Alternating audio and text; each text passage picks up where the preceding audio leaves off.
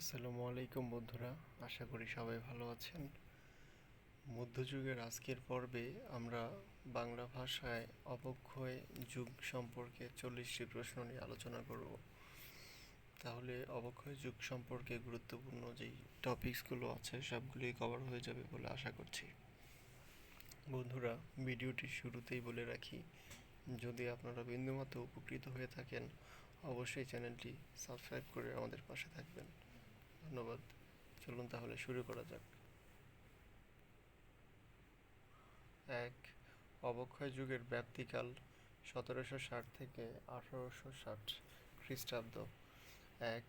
অবক্ষয় যুগের ব্যাপ্তিকাল 1760 থেকে 1860 খ্রিস্টাব্দ।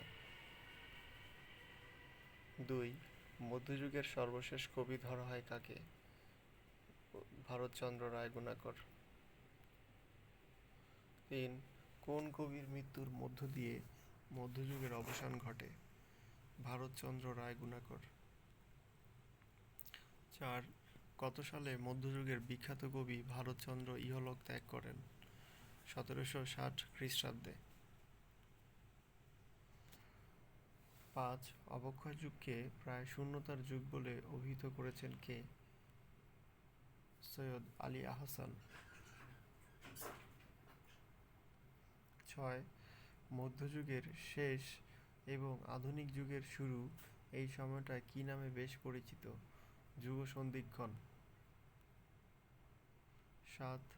মধ্যযুগের একমাত্র প্রতিনিধি ধরা হয় কোন কবিকে? ঈশ্বরচন্দ্র গুপ্ত। ঈশ্বরচন্দ্র গুপ্তের জন্ম কোথায়? কাঁচরাপাড়া গ্রাম, 24 পরগনাতে। বাংলা সাহিত্যে যুগ সন্ধিক্ষণের কবি হিসেবে পরিচিত কে? ঈশ্বরচন্দ্র গুপ্ত। 10. কোন কবির হাত ধরে বাংলা সাহিত্যে মধ্যযুগের গণ্ডি পেরিয়ে আধুনিক সাহিত্যে পা বাড়িয়েছে? ঈশ্বরচন্দ্র গুপ্ত। 11. বাংলা সাহিত্যে কবিয়ালা ও শায়েরের উদ্ভব ঘটে কোন যুগে? অবক্ষয় যুগে। 12. তপসে মাছ কবিতার নগরের লোক সব এই কয় মাস তোমার কৃপায় করে মহাসুখে বাস। পঙ্কোক্তিটি কার? ঈশ্বরচন্দ্র গুপ্ত। লও তুমি যত পারো শাস্ত্রের সন্ধান এই পঙ্কোক্তিটি কার? ঈশ্বরচন্দ্র গুপ্ত। 14. স্বদেশ কবিতার কত রূপ স্নেহ করি দেশের কুকুর ধরি বিদেশের ঠাকুর ফেলিয়া। ঈশ্বরচন্দ্র গুপ্ত। বাংলা সাহিত্যে কবিগান ও পুঁথি সাহিত্যের উদ্ভব কোন যুগের ফসল? অবক্ষয় যুগের ফসল। 16. কবিগানের কবিওয়ালারা কি ছিলেন? নিম্নবর্ণের হিন্দু। 17. বাংলা কবিগানের আদিগুরু কে? গোজলা-গুই। বাংলা কবিগানের আদি গুরু ভাবা হয় কাকে? গোজলা-গুইকে। কবিগানের জন্য বিখ্যাত অ্যান্টনি ফিরিঙ্গি কোন যুগের কবি ছিলেন? অবক্ষয় যুগের। টপ্পা কি? এক ধরনের গান। 20. তোহফাতুন নেসায়ে ধর্মীয় গ্রন্থটি কার লেখা? ইউসুফ গদা। 21. বাংলা টপ্পা গানের আদর্শ কোনটি? আদর্শ কোন ভাষার টপ্পা গান? হিন্দি টপ্পা গান। বাংলা টপ্পা গানের জনক কে? নিধুবাবু বা রামনিধি গুপ্ত। বাংলা টপ্পা গানের জনক কে? নিধুবাবু বা রামনিধি গুপ্ত। 23. নানান দেশের নানান ভাষা বিনে স্বদেশীয় ভাষা পুরে কি আসা কোন সাহিত্যের নিদর্শন? টপ্পা গান। 24. বাংলা, হিন্দি, আরবি, ফার্সি, তুর্কি ভাষার ব্যবহার লক্ষণীয় কোন সাহিত্যে? পুঁথি সাহিত্যে। বাংলা, হিন্দি, আরবি, ফার্সি, তুর্কি ভাষার ব্যবহার লক্ষণীয় কোন সাহিত্যে? পুঁথি সাহিত্যে। 25 বটতলার পুঁথি নামে পরিচিত পুঁথি সাহিত্য। 26 পুঁথি সাহিত্যের প্রথম সার্থক ও জনপ্রিয় কবি কে? ফকির গরিবুল্লাহ।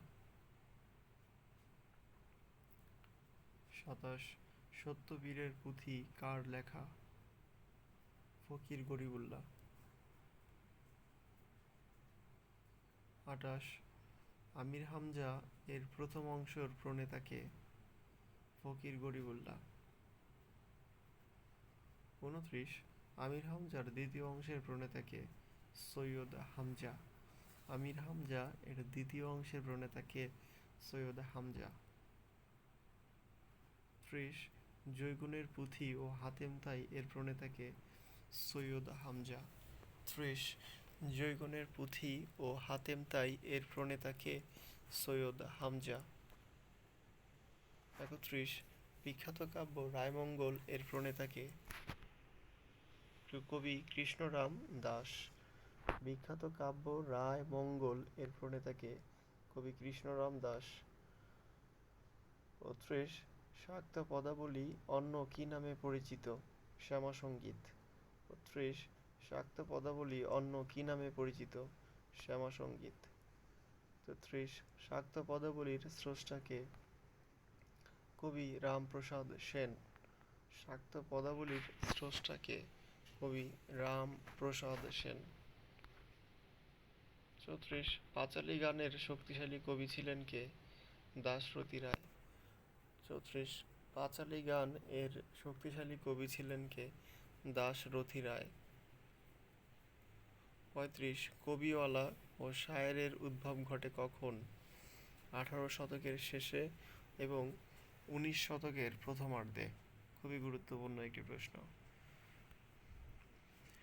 সোনাভান কাব্যটির রচয়িতা কে? ফকির গরিবুল্লাহ। আমির হামজা এর প্রকৃত রচয়িতা কে? ফকির গরিবুল্লাহ। 38 দোভাষী পুঁথি বলতে আমরা কি বুঝি? কয়েকটি ভাষার শব্দ ব্যবহার করে মিশ্রিত ভাষায় রচিত পুঁথি। 39 পুঁথি সাহিত্যের প্রথম সার্থক ও জনপ্রিয় কবি কে? ফকির গরিবুল্লাহ। 40 মধুমালতী কাব্যটি কে রচনা করেছেন? সৈয়দ হামজা। প্রশ্নটি অনেক গুরুত্বপূর্ণ, তাই আবার বলছি, মধুমালতী কাব্যটি কে রচনা করেছেন? সৈয়দ হামজা। বন্ধুরা, যদি ভিডিওটি ভালো লেগে থাকে অবশ্যই সাবস্ক্রাইব করবেন বলে আশা করছি। ধন্যবাদ। আসসালামু আলাইকুম।